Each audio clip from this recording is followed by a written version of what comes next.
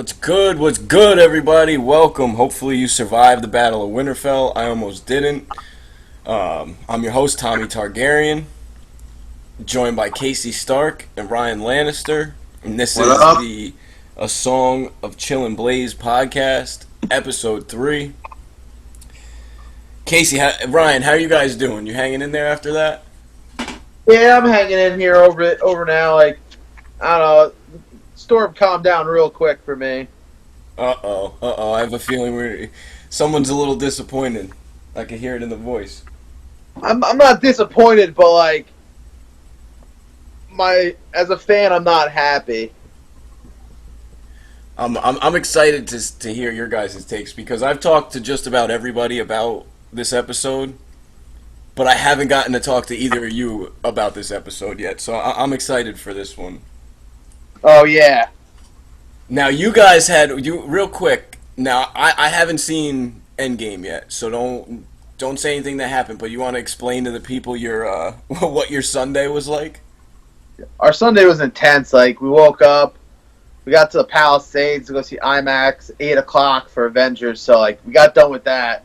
It was about I'm saying I don't know 7:30. So we had to book it home. We got home with 10 minutes to spare for Game of Thrones. So it was just getting punched in the face all day. I'm just whoa, like it was intense.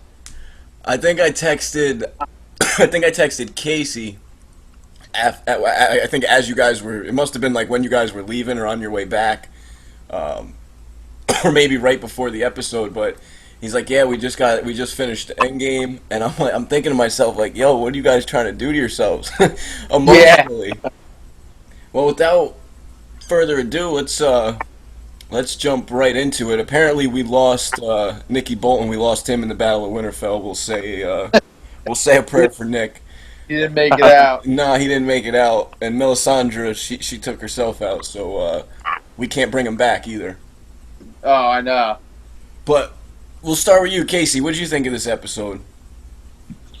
It was definitely a sweet episode. I thought. I thought it did have its flaws, a couple flaws, but overall, I'd give it a. I'm gonna stick with a 4 out of 5. They've been solid so far, all the episodes. Interesting. 4 out of 5. So this for you. This was on par with episode 3. I mean episode 2. Excuse me, or episode 1. Yeah, just because I had a couple problems with the battle. Like some of the stuff they did just didn't make sense to me. Like you're supposed to be generals and you're supposed to have an idea what to do, but I just feel like some of their plan was kind of stupid. But besides that, I thought it was an awesome episode. Yeah, I don't think there's any denying the visuals and the battle and how incredible Yeah. that was.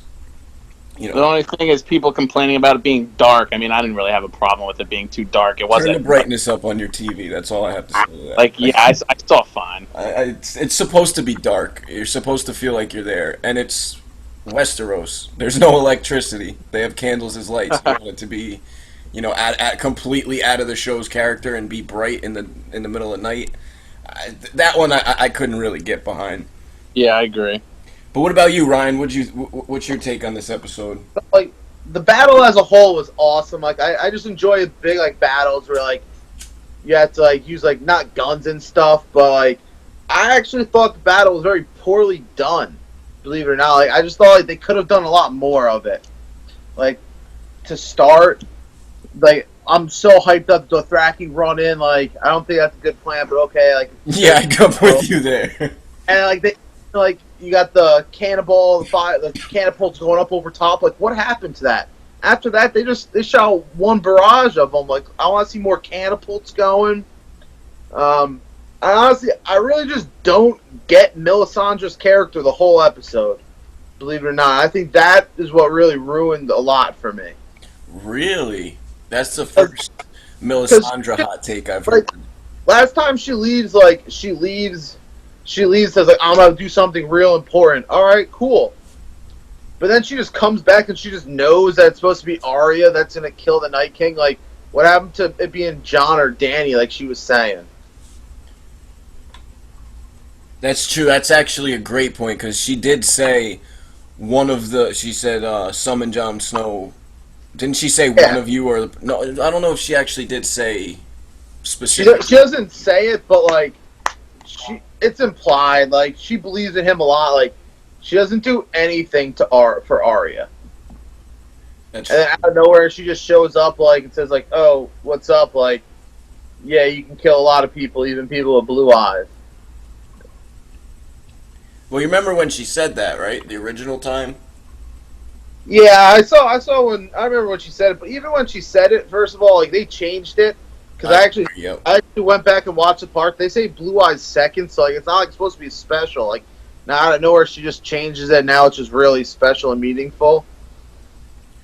That's a good point. And I mean, honestly, that could have been when she was doing her faceless man training. So, But then, see, it's just like I thought. Like I was really happy. Like it was really cool seeing all the battling and everything. But now, like to me, Game of Thrones is like it's not like what it used to be now. Like it used to be all this like hype about like oh who's Azor Ahai, like all this different stuff. Like how there's always supposed to be like theories about the show, and like it's just a plain normal show now. Like that's just PC and wanted the woman like Arya to enforce it to win. Because like I just don't see her character like being the one to defeat the Night King at all. Like the whole show was built up for like that's John's dude to fight. I John's whole story to me is thrown off right now. Also, all right, I could see that. That's another thing. A lot of people have the complaints have been about that we didn't get the Jon Snow and Night King fight. like I was really hyped when the Night King was raising his hands. Like John had to run at him. Just give me one like little like John sword thrust at the Night King, and the Night King dodge it, and then have like the army of the dead surround him. Like I'd even be happy with that. I actually have a theory. Well, not a theory, but I think I have a take on John and the Night King, and it's made me look at how they did this in an entirely different light. But before we get into that, what do you rate the episode? I gotta give it a. I'm gonna give it like a 4.3. I think it was really good, but I just think there was so much hype around it that I was let down. Okay, I could get behind that. So you liked it, but there was enough Yeah, oh, I to enjoyed the not crap make it a out of it, five but like, star episode. yeah, like I enjoyed the crap out of it the first time I watched it, dude. I was up on my seat. Then the second time I went through, that's really when my mind started changing. I started seeing all the little stuff I didn't see. Yeah, see, I did that rewatch too, and that was that. It kind of I picked up on some other things here and there because first of all, when I was watching it live, I was losing it. I was losing Oh it. yeah, I was losing it too. Like, I was full blown crying at points after the episode. I called up Baez and I was I was literally in tears, like ugly crying, because like there was so many emotions, man. I thought I'm giving it a 5 out of 5. To me, this was easily the best episode we've ever got. Are there flaws? Absolutely. We'll get into some of those beefs and whatnot, but I think the big thing is Arya. I don't have a problem with that because Arya's been training to fight literally her entire life now. Even when she was back in Winterfell with the bow and arrow, she was always wanted to fight. So I don't mind that they made Arya the one to do the deed. I don't mind how they did it. My biggest beef, and this will take us right into the episode, is right away, like you had brought up with the Dothraki. But even after that, when the dead are charging our people, we watch Jaime get taken out. We watch Brienne get taken out. We watch Grey Worm get taken out about 3 different times. Grey Worm was front line, and you watch these mounds of dead people come and take out the front line. But then there's Grey Worm, behind the next one.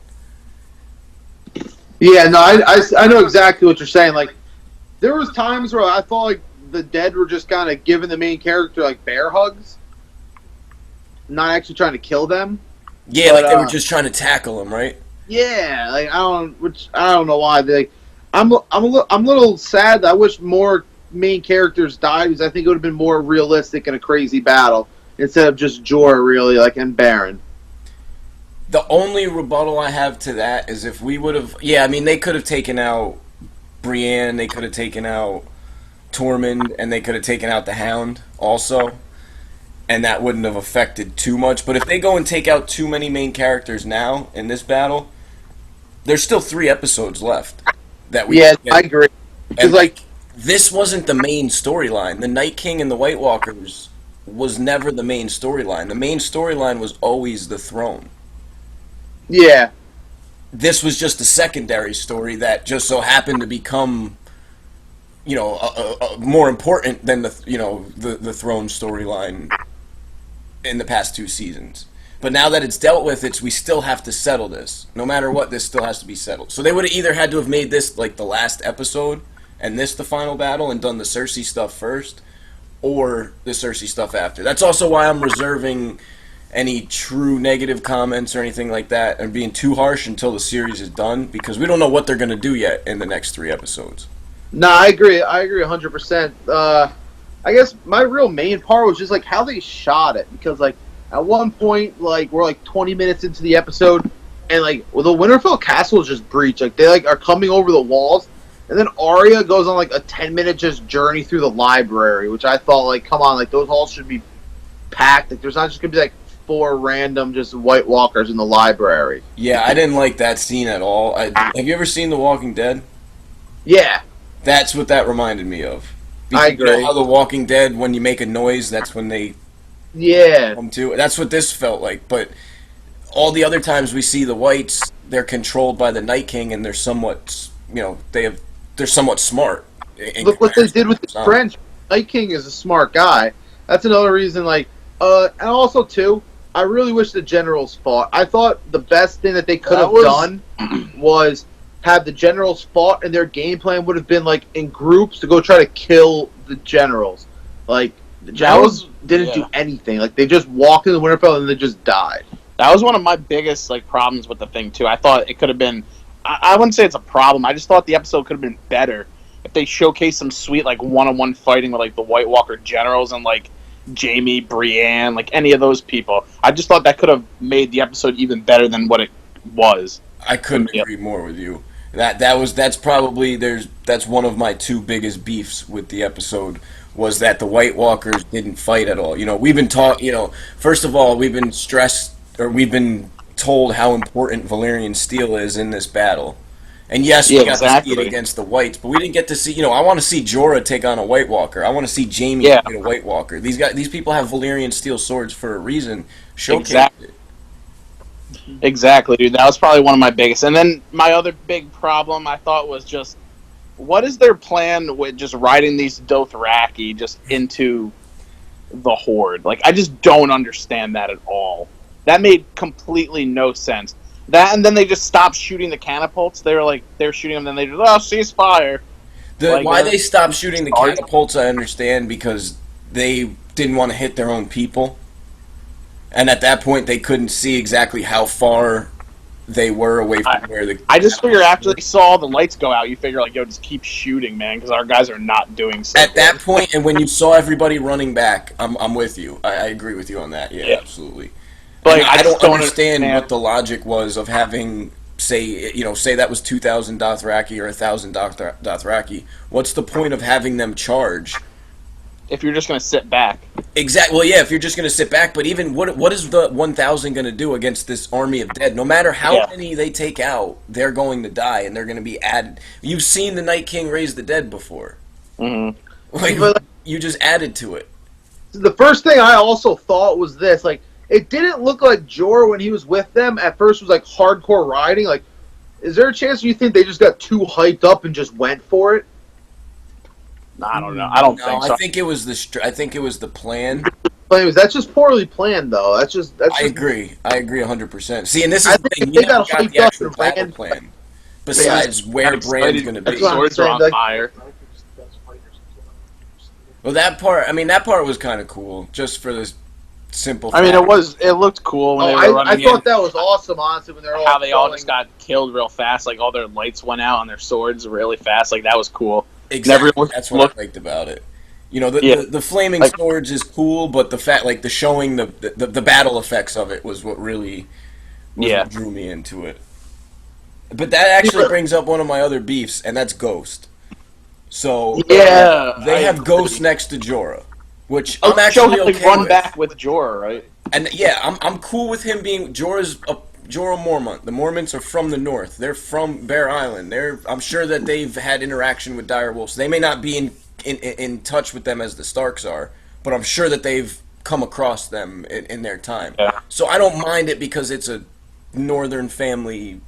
Yeah, I don't Ghost mind is that at with. all. I just think they need to show him coming back, like, or show him Exactly. more than what they did. Exactly. They don't show him fight at all. Why was Ghost even out on the lines? Like that. I think that's just for. He should be in the castle walls, helping protect the castle. Maybe have him in the crypts, or Yeah, that's what I said. I said the same exact thing. Have him in the crypts protecting people. exactly. I mean, him on the front lines didn't make too much sense to me because, especially knowing this horde of, we know how fast Summer died when she was with Bran. Yeah, So like, I didn't understand that, but I didn't mind that he was with Jorah. I don't understand why Jorah was part of this crew to go attacking first either. Like, Yeah, why like, are why you did he trying? send like he's Jorah? he's supposed to be like Danny's number one guy. Like you just sent him on the front lines to charge. Like you're dead no matter what. And Like when there's Jorah no was doing that, surviving.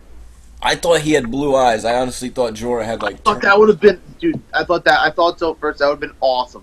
If he came back with just like blue eyes. I'm like, yo, they first of all they did. That's how you like start that. off a battle. To be honest, That would have what? that's how you would start off a crazy battle. Oh yeah, oh yeah. Then we get. So all right, so see this episode was like I can't keep track of exactly how it flowed and like how it went. I mean like after we get that initial wave of Dothraki, we get that's when the dead start running through the Unsullied, right? Yeah, And then we get the that's when they retreat, call a retreat and the Unsullied and protect the retreat. which I mean that was cool to watch, but it wasn't too eventful in terms of talking about. What about the Melisandre lighting the trenches? See, I thought that's fine. Honestly, like, I'm all about her coming back, helping, lighting swords, lighting trenches. I just don't get her looking at Arya and just knowing that Arya is supposed to be the one to kill the Night King. After like she just hyped up Jon to Daenerys, like this other priestess from Essos that Dany was with is hyping her up too. It's just like I just don't get it. See, this to me is why this season is rushed because they very easily could have had a scene where Melisandre was back in Dragonstone and Melisandre saw something in the fire that said, "Oh, Arya's the one." And Yeah. you don't have to say to us that it's Arya necessarily and then you just have to say, "Oh," or like they're the one or something like that. And she gets up and gets on a horse to leave. Like that was like, whoa, what is she talking about? Like that's a scene that could have been added in. That's not going to cost a lot of money to make, but you could, that could be a 5 or 10 minute scene, just where we at least know then when Arya and if Arya and Melisandre met, we know, and she says that we know why now because Melisandre had seen this in the fire. You know what I'm saying? Yeah. Like something like that to throw in just to kind of tie it together. I 100% agree with everything you're saying right there. Another thing I don't get too is when she left the first time, I'm pretty sure she told Varys she had to go get something or something along those lines. Like, what did she go do? Where did she go? And then why did she just come back? Like, it just didn't make sense to me. I'll be 100% honest. I don't remember what she said when. I'm not 100% sure either, but I'm like I remember that she said something along the lines of she had to get something or she needed to do something, and I guess they just made no like reference to that. Oh, okay. Is that when she says to him, "I have to die in this strange place," just like you? Yeah. Yeah. she- Okay. She'll Didn't be she back say to she was going Varys. back to like Volantis or something also? Yeah, I thought like it just made no sense to like why she would like. I don't remember saying anything about Volantis because she says, "I have to die in this strange land." She leaves. I don't know. I honestly, I'll But have I to. do. She does say that she does something along the lines of, "There is something I have to do," or "I have something to finish," or something like that. Yeah. Which, I mean, I guess that's a way of keeping it open. I mean, look, honestly, for me, with the storyline, I'm just taking it for what it is because these writers have been left high and dry. Yes, I'm sure George R. R. Martin has been consulted, and he's already said that the show is going to finish different than the books. The ending will be different, but it's we don't have books to go off of. We haven't for 2 seasons, so like a lot of Yeah, little that's why all like the details aren't there. You can exactly. tell too. So Like that's why now the it's going to story be is choppy too. In terms yeah, of the story is it's so much different. It doesn't flow as well. There's not so much detail. That's why everything like seems to move so fast. I believe too, and everything. I mean, I don't really have that much of a problem with it, but you can just tell the difference. Exactly, and I don't. And honestly, I think this is exactly why Game of Thrones said, "Hey, we're going to call this 8 seasons," because we're going to have to change an entire storyline essentially, and do See, this for this the is next 2 I years. guess since I'm such a fan, like I never read the books, but I've read like a lot of theories and everything on the books. I just think the books had so much more incorporated into it that it made it so much better than the show at how the show ended. Because like they don't talk about like anything like you don't get anything that maybe like oh is like Azor Ahai or like out of nowhere like just it's just Arya. Like I want to know why it's Arya. Like I just feel like they don't give any hints of it at all. Like I just feel like that's just Jon's story. Like she says when Derek Dondarrion died, that was his purpose, and like she served her purpose. Like the Lord brought Jon back. So like, what is Jon's purpose now? Like I think what Jon's purpose was to win Winterfell back. Honestly, So you think his purpose was the Battle of the Bastards? yeah, I do. I was thinking about that. But maybe it was just to win the North and help or just rally. That's the thing. Like I don't. I think if that was the case, he would have died in this episode because this would have been a perfect chance for them to take him out because he would have had a full story arc. Then what would be the point of keeping him alive at this point, other than to try to do a conflict with him and Dany potentially? So I don't think he's fulfilled his purpose yet. I think his purpose is different than what we're seeing. And his purpose is to rule. Maybe his purpose because every stop he's been at, the Night's Watch, his purpose there was to become Lord Commander and bring the wildlings back, and then he got killed. Then he got brought back, and then he was named the King in the North for winning Winterfell back. But he didn't want either one of them. You know what I'm saying? So now now it's his duty because he's the king, the rightful king. So it's his duty. Whether he wants it or not, it's his. So I think that's his purpose. And I mean, people may like that, they may not like that, but I think they at least do. They knew he does have a higher purpose than, in my opinion, than anything that's happened so far. So you think the Lord of Light is still going to be a factor in the wars to come, basically? No, I think the Lord of Light's done. But I think that's why I'm saying I think Azor Ahai was Arya. Uh-huh. That was the princess that was promised. That was the person who brought the dawn. But I mean, it could also still be Jon. Jon's the one who brought all these people together. He's the one who got Dany and all these people to help fight. So it could be. I just think it's Arya because she delivered the final blow. I agree too. I just thought of that it could. I also heard theories that like, what if Jon was Azor Ahai and Arya was just his sword? Like, it could be stuff like that too. I've heard theories that they say like it could be like not like just one person. See, and it could be Sansa too. Yeah. And Sansa and then Arya, she said, "I'm your sword, or I'm just the executioner." Yeah, I agree. But this is why I'm excited to see what's left. I mean, this episode was. There were so many things. Like, here's another big beef I had.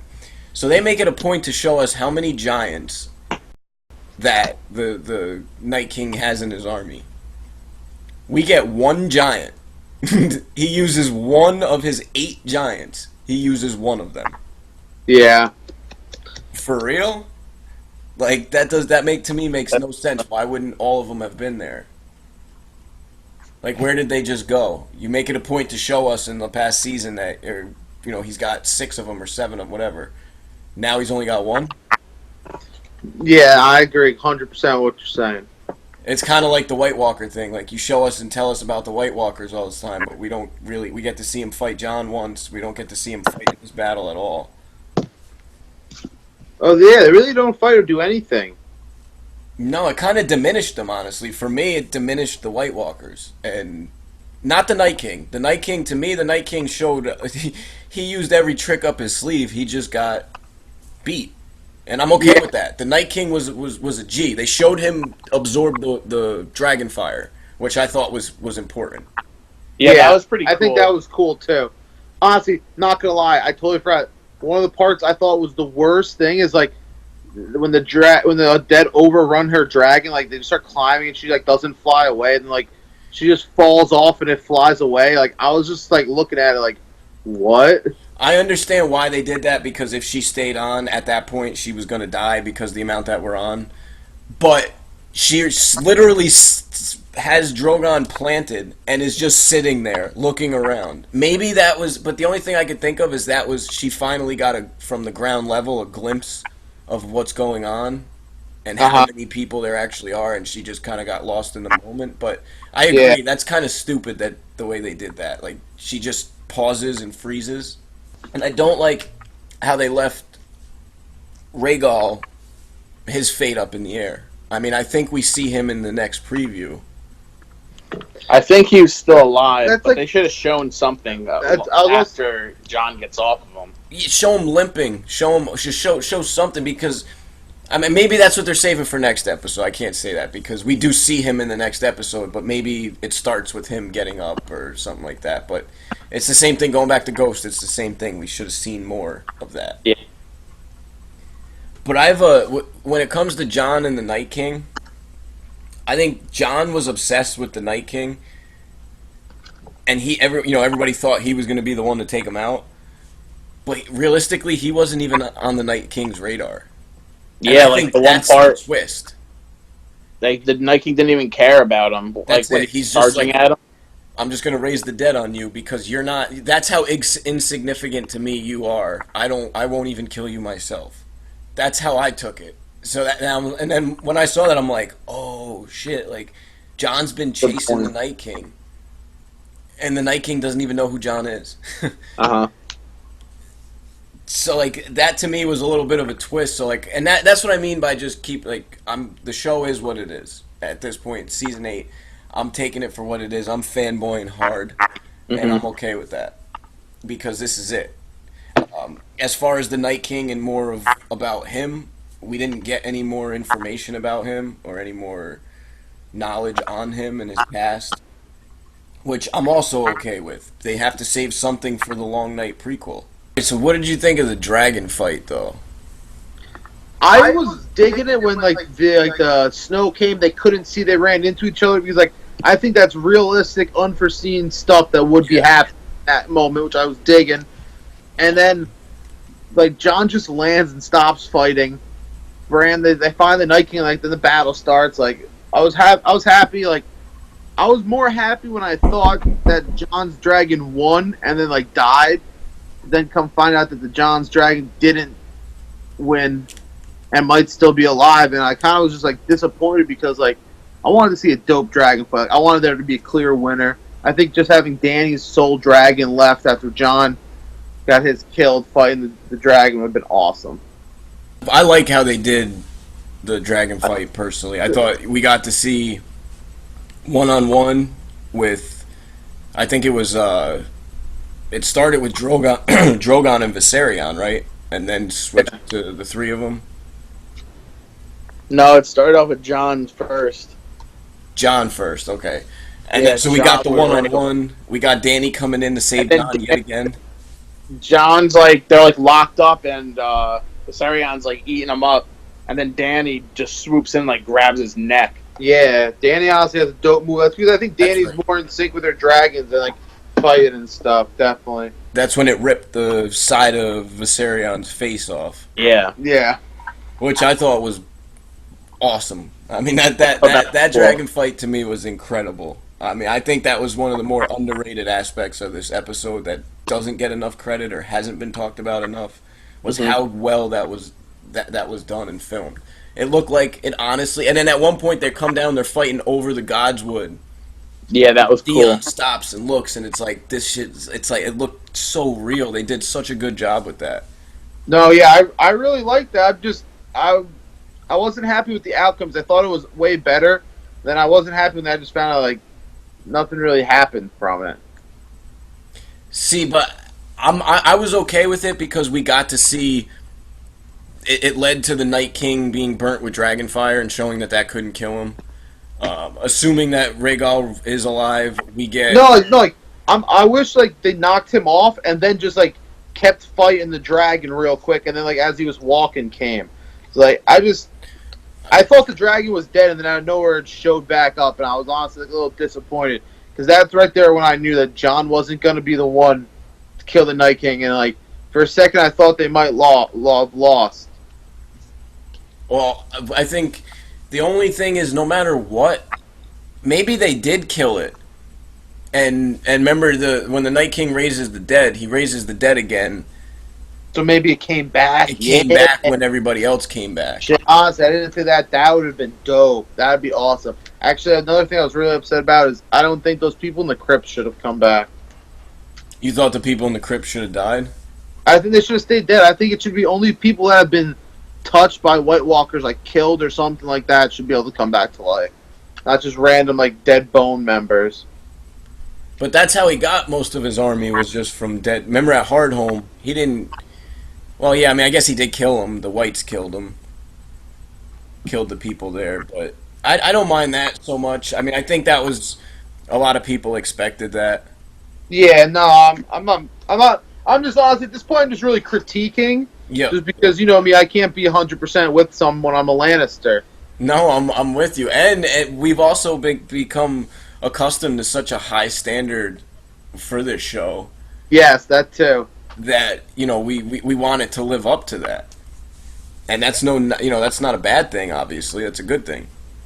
That's just the bar that this show has set. Now there was one part that I liked a lot, and that was when we're seeing all our people. John's running through to get to the Godswood to get to Bran. He passes Sam. Sam's got like one or two White Walkers overrunning him. He looks at Brienne. She's getting overrun. Jaime's getting overrun. Podrick's getting overrun. Like it's getting to be pretty rough now, and he's got to make the decision to keep going. But when he gets trapped by that dragon, and we get the scene where he stops and stands up and roars in the dragon's face. That to me was one of the more powerful scenes of that show, because that showed like, all right, I give up. Like, this is it. Like, I can't move. I can't go anywhere. You're fucking shooting blue flames out of the side of your face. Like, that's it. I'm just gonna roar back. Yeah. Although I don't know why he didn't stab it with Longclaw. Yeah, that would have just killed it. That would have been awesome if he just killed the dragon. If he roars and then we get the sword thrust. See, like now, I thought, like, imagine if he kills this dragon, then runs into the Godwood right as the guy's holding Arya, and it just makes the Night King look away for a second, and then Arya drops it and then kills him. Like, I thought that would have been cool too. Like that would have been really cool. Like, give Jon Jon just really didn't even play a part. Like, I understand, like, but like I think that's what all Jon's story was against the White Walkers. His whole. But he did play a part. He brought everybody that was there fighting was there because he had brought them there. Jon played his part. See, this season I think they're going for a lot more subtle. Like, the same thing with Bran. People were saying Bran didn't do shit. Bran found the Night King. What are you talking about? Remember, the Night King can find where Bran is, and he can see because of his mark. That doesn't mean Bran knows where the Night King is. So have this I battle agree. going on. I never hated on what Bran. Like, what could Bran really do? Like, he just found the Night King. That's it. And he's in a wheelchair. He found the Night King, and he saw that the Night King was now. He was going to find a way through the fire. Like, yeah. I don't have an issue with Bran. I don't know what people really expected from Bran, other than, I mean, combust into a dragon to go fight the Night. Like, what? No, I wasn't mad about Bran at all. And I thought that it was very, like, the subtleties, he's the one who gave Arya the dagger. You know, he's the one who said, he a couple episodes ago or last season, somebody says, well, I'll kill the Night King or something like that. And he's like, you can't kill him, no one can. Most people took that as just nobody can beat the Night King, but Oh, I got what you're saying. I didn't even realize. Yeah. you know what I mean? So Arya is essentially no one. She has that faceless man training. What'd you think about... This is my next question. Do you think that the was it Rhaegar is the god of fire? Is it the Lord of Light? Oh, I can't remember his name. Because like if him, do you think him and the many faceless god are the same god? Like he is the god of death, so he sent those guys to find Arya. Because otherwise, now it kind of would make sense. Like if they were the same god, you send Jag and Hagar to find Arya in the beginning, and everyone has their part to play. R'hllor.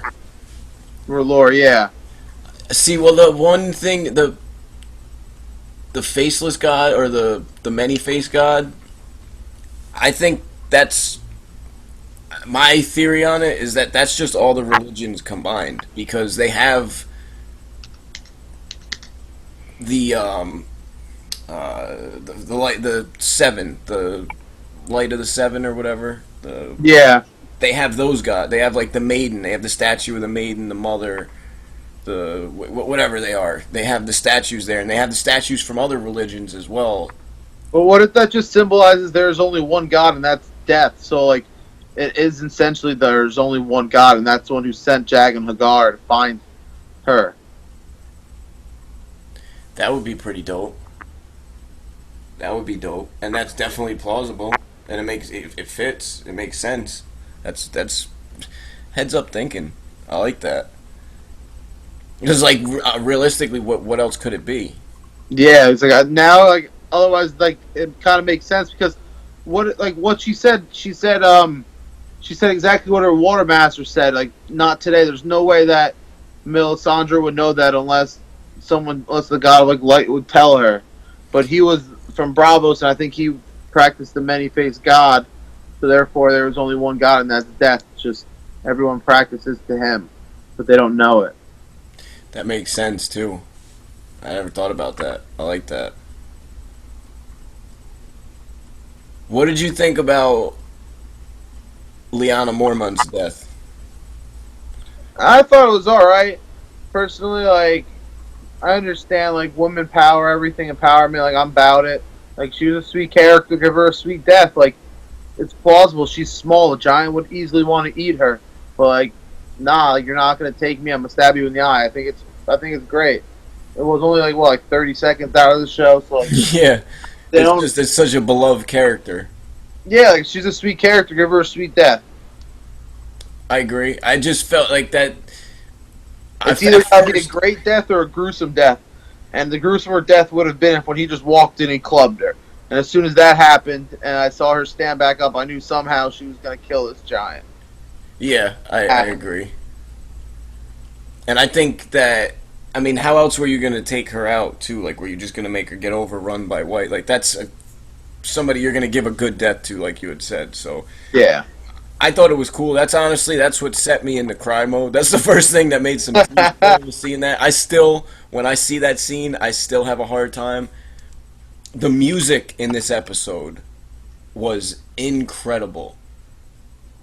The music made I think if they wouldn't have had the music in the spots that they did and the kind of music that they like, for example with Dany and the Night King, when she says Dracarys, they're playing Dany's music and it's all upbeat and you're starting to think like, oh shit, like all right, let's see, like we got him, and then nah, that shit stops and then it's back to the dark music, and like the music and the lighting to me made this episode.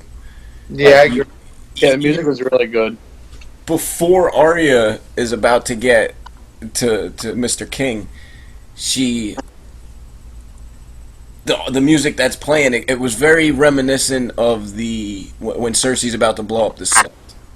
It starts to like speed up and the tempo speeds up. So it was reminiscent of that. And I mean, at that point, before Arya does her deed, I'm thinking impending doom. I'm thinking this is it. We're done. Like, this is it. Were you thinking that something was going to happen, or were you starting to sway towards, all right, they're actually going to lose this shit? I mean, I still thought that the Night King was going to die, but I really thought that he was going to kill Bran at that point, at least. Kill Bran. What about you, Ryan? That point where he stood up and Jon was yelling at the dragon, for some reason I just thought that the creators of the show were just gonna make him breathe Jon, and like Jon was gonna resist the fire, which I would have not liked. Yeah, I That's wouldn't like that either. That's what I thought was gonna happen. I thought he was just gonna run past the dragon, like a bite at him and miss him. I thought he was just gonna get to the courtyard. This is in my mind. I was hoping would get to the courtyard, whereas Bran was dying, and then would just have a one-on-one with the Night King and win. That's what I wanted. I just wanted a one-on-one with the Night King A lot of people did. just because like I just not even a one-on-one. Like I just wanted to see him like do something physical because like you can see he's got good reflexes, throwing those spears, grabbed Reek's, charged, killed him, and he has something else that was pretty. Grabbed Arya. He grabbed Arya, which she was real quick. Like so, he showcased he has moves, but just like I think he's just really ignorant. Just didn't think he was gonna lose.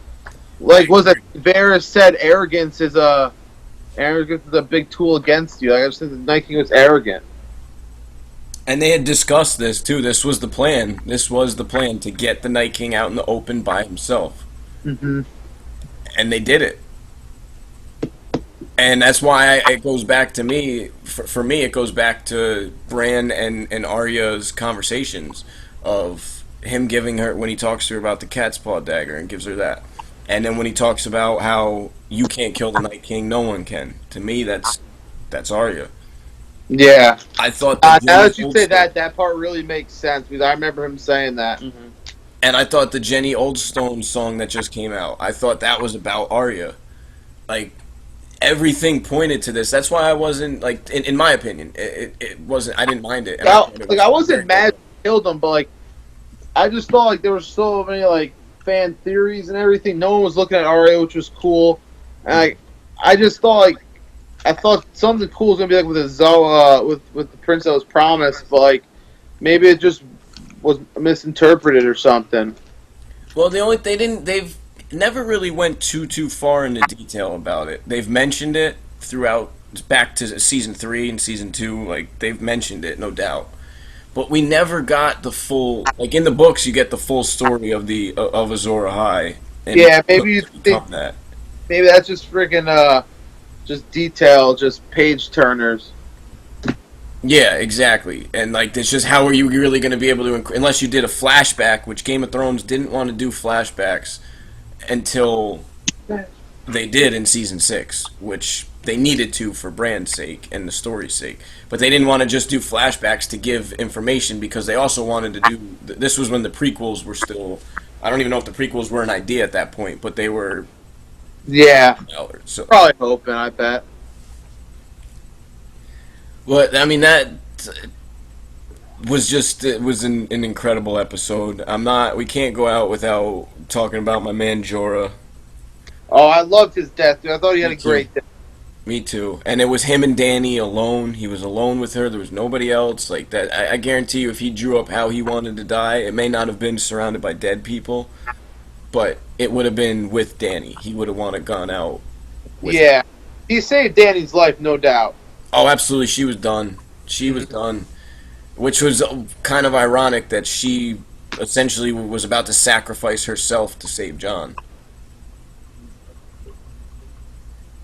Because she came down with Drogon to save Jon. If she wouldn't have came down like that, she would have never been in that position. Yeah, I agree 100%.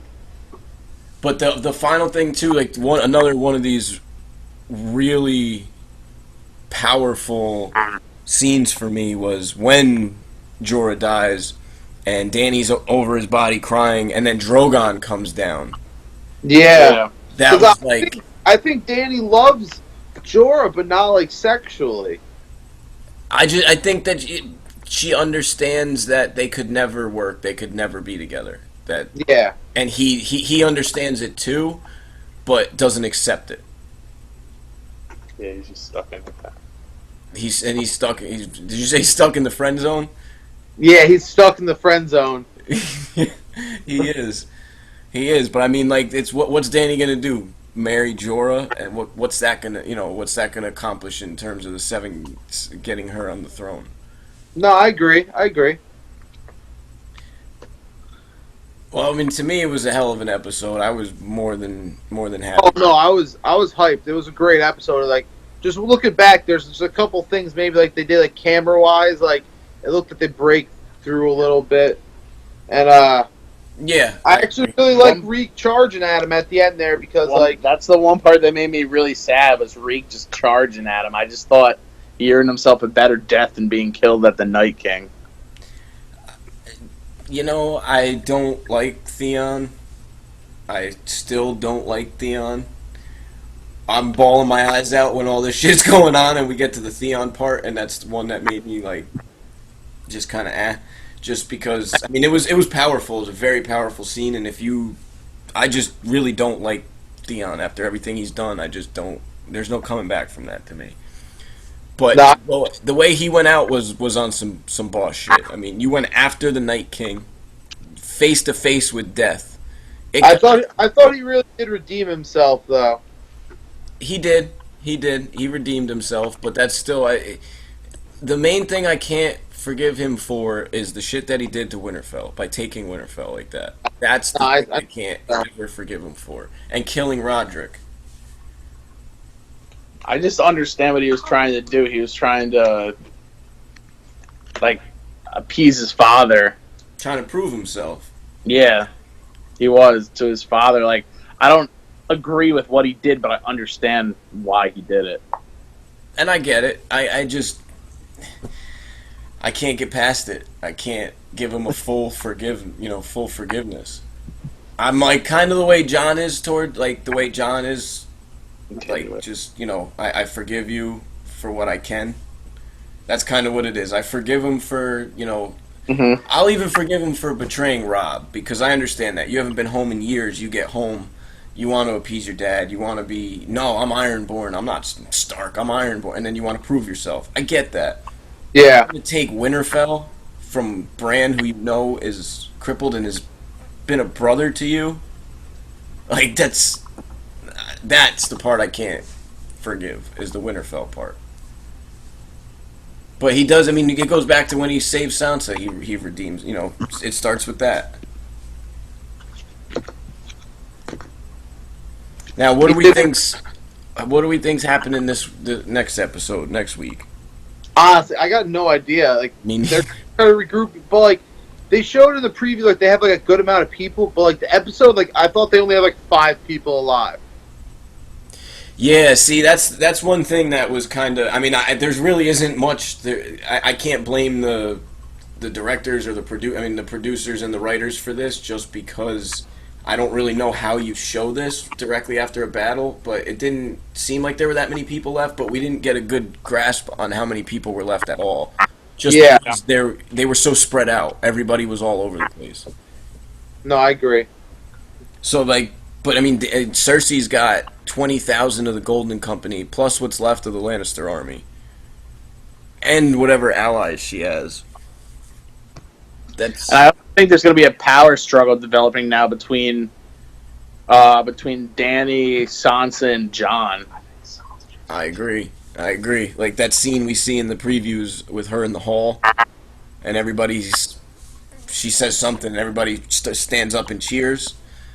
She's proved herself to the North by helping him fight. She was right up there on her dragon fighting.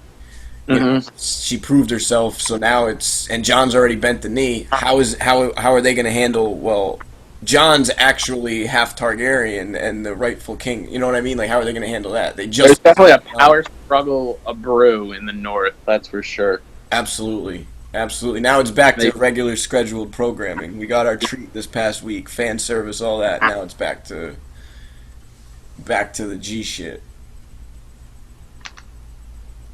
But I mean, as theory-wise, all right. Well, what about this one? What about Bronn? Because remember, Cersei says, whichever one makes it out alive, kill him. I think Bronn's going to come back and kill Tyrion. You think so, huh? Yeah. I think that's what's going to cause Jaime to want to kill Cersei. I think Jaime already wants Cersei done. I don't think he wants her dead right now. Like, I just think he's over her. Like, he doesn't care about her anymore, like that. But when she pays Bronn to come kill both of them, I think that's going to be the final straw that he's actually going to want her dead. So I think she might kill Tyrion. they're hyping him up. He might be happy, like, oh, maybe potentially he's gonna marry Sansa, like, ooh, and then like now out of nowhere, this next episode takes a bolt to the chest, like from Braum. Maybe he might not even see it's Braum, but maybe he has his suspicions it's Braum, because who else would do it? I don't think he's dying. I don't think Tyrion's dying. I think Jaime's dying. I don't think Tyrion's dying. I think it's gonna be Jaime. But I don't think Bronn kills either one. Mm-hmm. I think Jaime and Tyrion. When Bronn gets there, I can't even come with, because what's he gonna do? Just show up at Winterfell after the battle and I'm here to help, or I escaped with a whole wagon full of gold.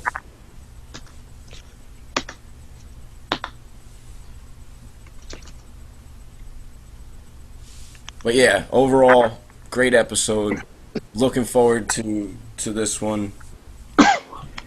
I think we're going to get, in this next episode, we're going to wrap up everything at Winterfell, and then we're going to start looking ahead to Cersei and that battle. Then the second to last episode is when we get the confrontation between everybody, Cersei and the North and everybody in the North. And then the final episode is resolution and conclusion. Yeah, that would be awesome. I'm looking forward to see how they end these storylines. We saw in the previews for next episode, my man's ghost is still there, but they need to do a better job explaining how this motherfucker survived that. They need to at least show him coming back, so...